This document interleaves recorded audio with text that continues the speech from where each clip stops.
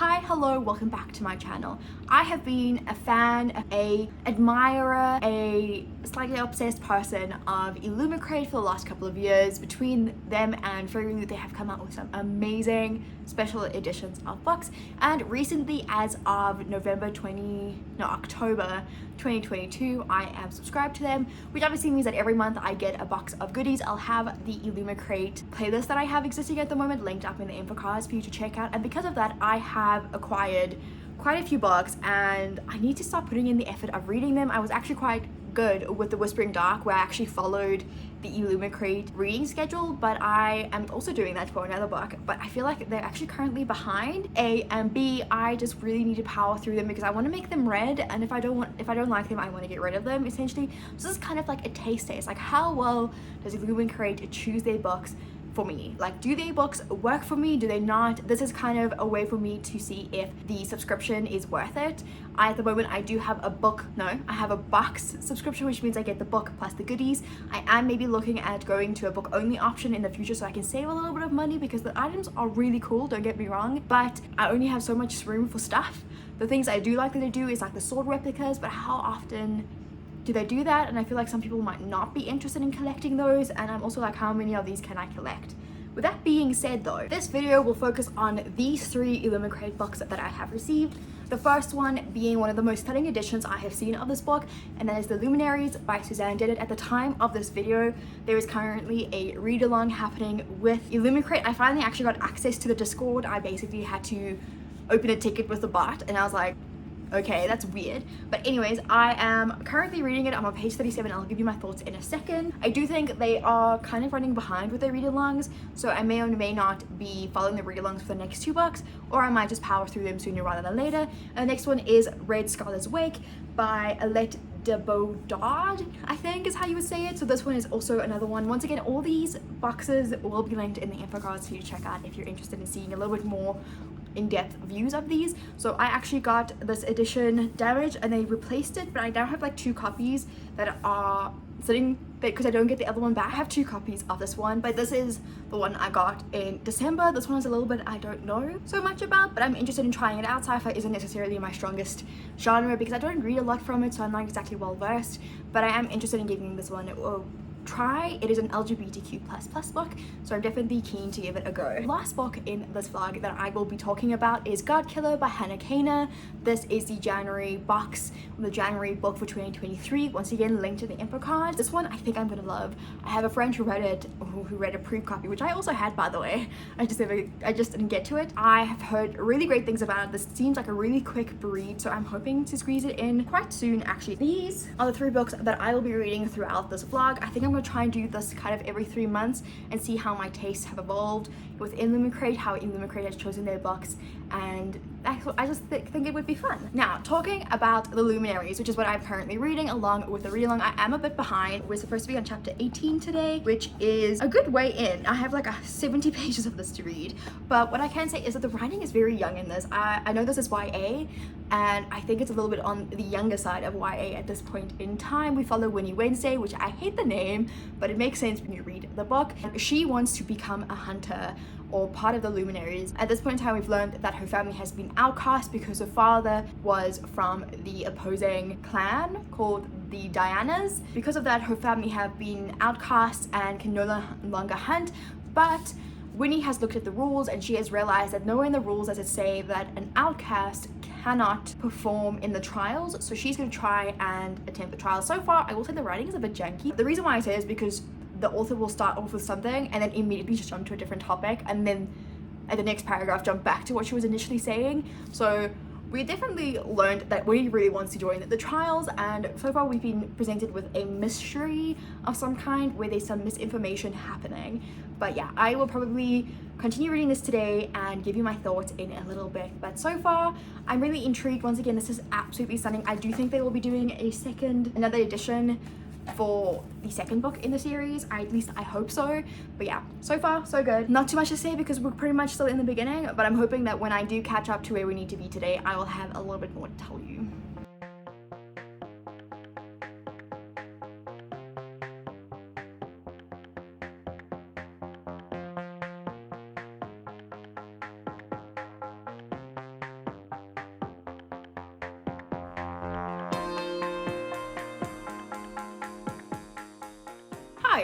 Hello. Same day that I basically started this vlog, but I thought I would give you an update regarding The Luminaries by Suzanne Dennard, and so far it's not that I'm hating it, I'm just not loving it. I do think this book needed to be edited a bit more. I do think the concept is really cool about these nightmares that pop out of nowhere, and I like the idea that she kind of wrote this entire book through Twitter prompt things, like choose your own adventure kind of situation. Really great, really cool concept, really cool way of writing a book. I would say it takes some choices away, but it leaves you with enough to still write the book and be as detailed and descriptive and all the little moments. This book reads like a first draft, in my opinion. Like, I feel like it really needed to get edited a little bit more. There's some phrases in here that aren't necessarily correct grammatically. It's definitely imperfect. At the moment, I'm just still waiting for the part where I'm kind of like, cool, yeah, this is it. I'm like 122 pages into this right now. I've caught up to where I need to be for today's chapters, which means I read like 86 pages of this, and honestly, it was a lot, especially in a book that I'm not entirely 100% vibing with at the moment. That's my thoughts so far. I'm hoping that it picks up relatively soon, just so that I'm not sitting here going, I want more from it, because at this rate, I will probably not collect the second one unless something really, really good happens where I'm really excited to pick up the second one. We'll see though. I do still think this is absolutely gorgeous. So I'll probably keep this if I don't end up 100% loving it, just because it's so pretty to look at. It's not looking too great for this book, which I was actually really excited for because I thought this one would definitely be up my alley. It sounds really great. It is really interesting, but its execution is just falling a little bit flat for me at the moment.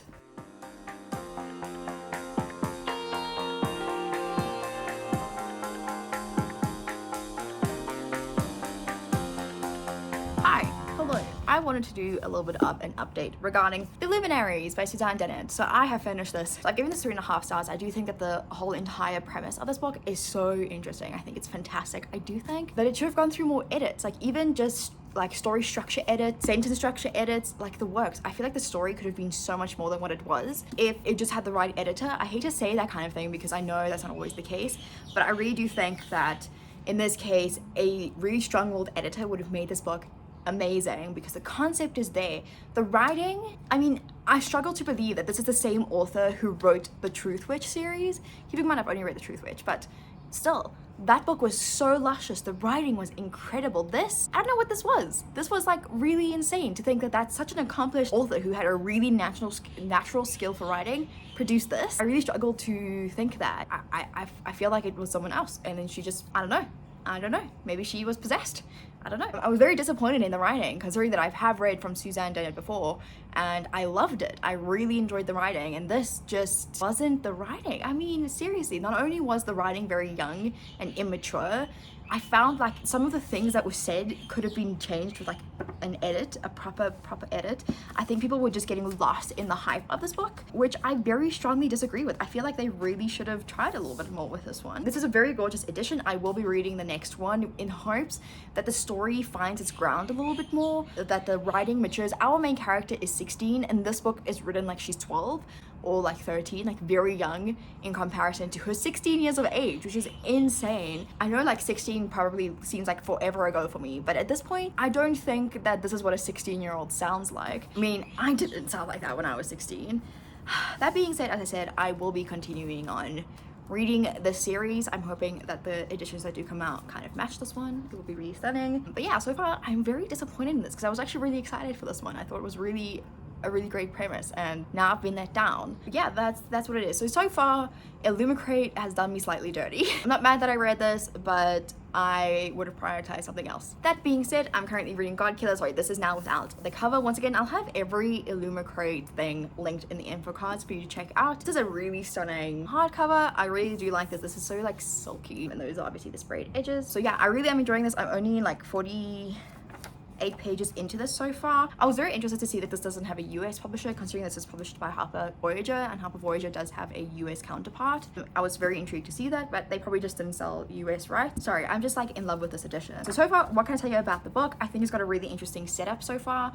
We have our 3 main characters who are going to play a role. I'm quite interested to see that this is a 3 point of view, 3 perspective story, considering how short it is. This is 290 pages, so that's quite interesting.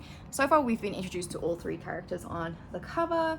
We have, I don't know how to say her name, I keep seeing it and I'm like, okay, so this right here is Inara, this is Elo, and this is Kissen. And Kissen over here is a god killer. So something happened when she was a child. Her family was killed by a fire god. She was then saved by the god of the sea. I really do like the concept of the gods in this. I think it's very unique. And then we have Elo. He actually fought against the gods and fought with the crown to get rid of gods in, I'm like really terrible with names, in Midran. So far, this book is really, really interesting. I'm really intrigued to see how it continues going forward. We've been introduced to Inara, as I mentioned, who actually seems to be tied to a god, which is it's something new. Usually gods have totems. In this case, Inara is not a totem. So it's very interesting to see how that will pan out. We've also been introduced to a mystery element where basically they say that her mom, Inara's mom, because she's a noble, doesn't have any children, but her mom acts like she's there and her mom interacts with her.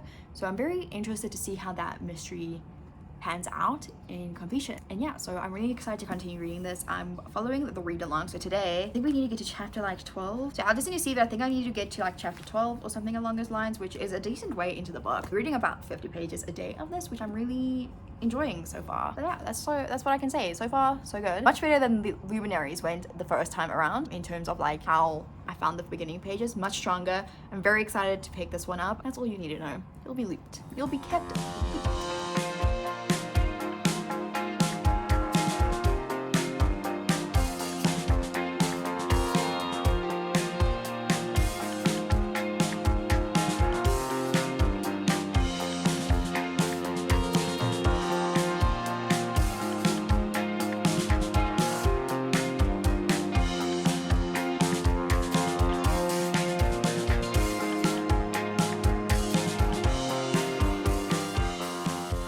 Hi, hello. I wanted to give you an update on Godkiller by Hannah Kana. I have now read this one. I have now finished it. Previously, you've seen me rate this 3 stars, like a very mediocre 3 stars, which is fine. But I'm happy to say that I've given this one, I haven't entirely decided on the rating, but I'm feeling like it's going to be 4 stars. I really enjoyed this. I thought it was a really great start to a fantasy series, a nice bridge between new adult and adult fantasy in my opinion.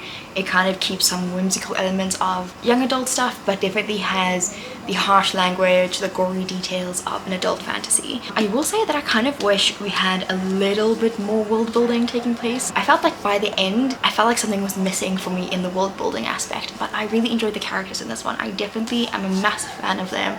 I'm excited to see where the story goes. I also feel like there's a romance in here that was entirely unnecessary at this point in time. I thought it was really random, just thrown in there in like towards the end of the book, and I think the book would have been stronger without the romance aspect, at least not in the extent that we got it. I would have wished for it to be in a lot smaller, like it might have just been introduced and not really fully acted upon in this book. But I gave this 4 stars. I really enjoyed the concept. I liked the idea that we're going with, and some of the reveals towards the end makes me really excited to pick up the next book in this series. And it doesn't help that this edition is just really, really stunning. I've had such a joy reading this book, looking at not only the like stencil edges but the actual hardcover itself, the character visioning. Because yeah, like the artwork is just stunning on this one. I'm really enjoyed it. I really do look forward to what's next, and yeah, so far it's looking up. In terms of Illumicrate taste test, that is the second one, and the very last book I will be reading for this vlog is the following. It will be The Red Scholar's Wake. I do believe that the Americans are now receiving their copies, which means that the read along for this will probably be starting soon, so I'm really excited for that. I am hoping that I can like feel part of the read along, otherwise I'll just be reading this by myself for the most part. I will say that Illumicrate's books tend to fall, it seems like, in under like around the 300 page mark, so I am hoping that I like this one. This one is a little bit more out of my comfort zone just because it is sci-fi. I don't read that very often. There's that aspect, but yeah, I'm intrigued to see how this one goes. I've been seeing it in stores everywhere here in South Africa now. Haven't heard too much about it. If I'm being honest, I haven't heard a lot of feedback from people regarding this, but I'm intrigued to give it a go and see how I feel about it. That's the update I have for you.